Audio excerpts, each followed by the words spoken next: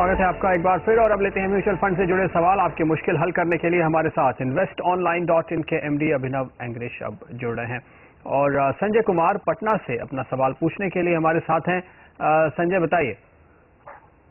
हाँ सर, ये मैंने 1000 का ऑलरेडी SIP करा रखा है बिरला सन लाइफ फ्रंटलाइन इक्विटी में। तो अनदर 2000 का अगर करना चाहूँ फॉर द सेम पीरियड, मतलब लॉन्ग टर्म इन्वेस्टमेंट के पॉइंट ऑफ व्यू से, तो उस हिसाब से कौन सा बेटर रहेगा ये हम अभी आपके पास एक ही फंड है जिसमें आप 1000 रुपए डाल रहे हैं और आप चाहते हैं कि 2000 रुपए और डालें, तो अब कौन सा फंड चुने? अभिनव बताइए।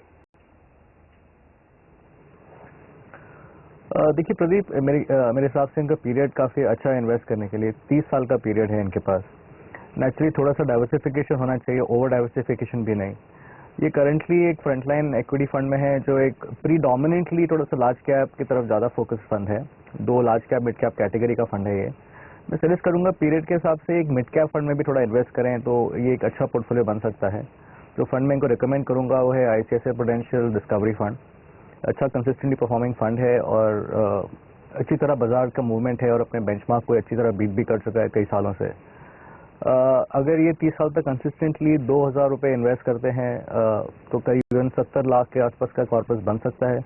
और अगर ये 2000 ऐड करते हैं एग्जिस्टिंग पोर्टफोलियो फ्रंटलाइन इक्विटी में तो करीबन 1 करोड़ 10 लाख तक का पोर्टफोलियो 30 साल में बन सकता है। अगर ये नया फंड ऐड कर रहे हैं तो सजेस्ट करूंगा कि फ्रंटलाइन इक्विटी में 1500 करें और ICICI प्रो डिस्कवरी में 1500 करके 3000 रुपये का पोर्टफोलियो बनाएं। ओके, तो ये है आपके लिए फिलहाल सलाह कि आप 2 अलग अलग फंड्स में आधे आधे करके पैसे डालें तो आप अपनी एक यहाँ पर अच्छा पोर्टफोलियो बनाकर चल पाएंगे।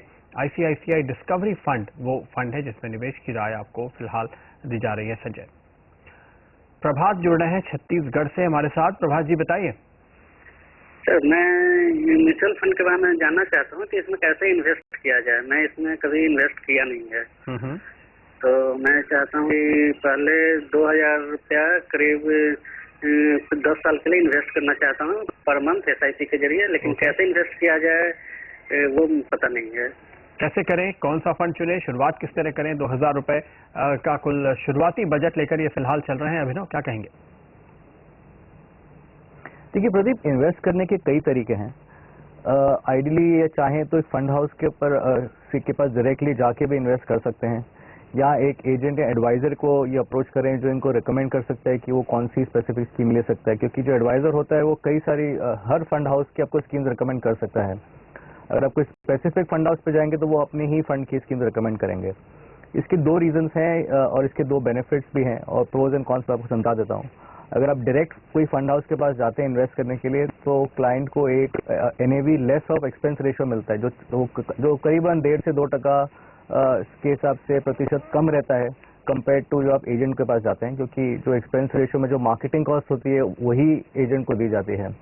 पर मेरे हिसाब से क्लाइंट्स को ये एक पॉजिटिव तरीके से देखना चाहिए क्योंकि उनको एक हेल्दी एडवाइस मिलती है। फ्री में तो कोई एडवाइस देगा नहीं। क्लाइंट्स को जनरली जो बेसिक एजेंट्स होते हैं चार्ज नहीं करते हैं, एडवाइजर्स फिर भी कोई फी चार्ज करते हैं। आई थिंक वो इनको एक ऑप्शन देखना पड़ेगा कि वो फी देने को तैयार है या नहीं है, पर एटलीस्ट रिसर्च बेस्ड इनको एडवाइस मिलेगी, एक फंड सिलेक्शन मिलेगा एंड सो ऑन। अगर ये फर्स्ट टाइम इन्वेस्ट कर रहे हैं और स्टार्ट करना चाहते हैं प्रोसेस, मेरे हिसाब से इंडेक्स फंड से स्टार्ट करें। पहले काफ़ी सेफ इंडेक्स से बेंचमार्क रहेगा, जैसे BSE है या निफ्टी है, तो उसमें कोई 2 फंड्स लेके स्टार्ट करें एंड इवेंचुअली चलते चलते जैसे इनको कंफर्ट आएगा आगे बढ़ते हुए अपने ये अमाउंट बढ़ा सकते हैं इन्वेस्ट करने के लिए। ओके, तो शुरुआत आप कीजिए इंडेक्स फंड के साथ। सेंसेक्स या निफ्टी में निवेश करने वाला फंड आप किसी भी एक फंड हाउस का चुन सकते हैं और वहां पर अपने पैसे लगाने शुरू करें। अभिनव, क्या आपको लगता है कि इनके लिए कोई एक खास फंड हाउस चुनना जरूरी होगा, क्योंकि मेरे ख्याल से इंडेक्स फंड तो सब एक जैसे ही होंगे?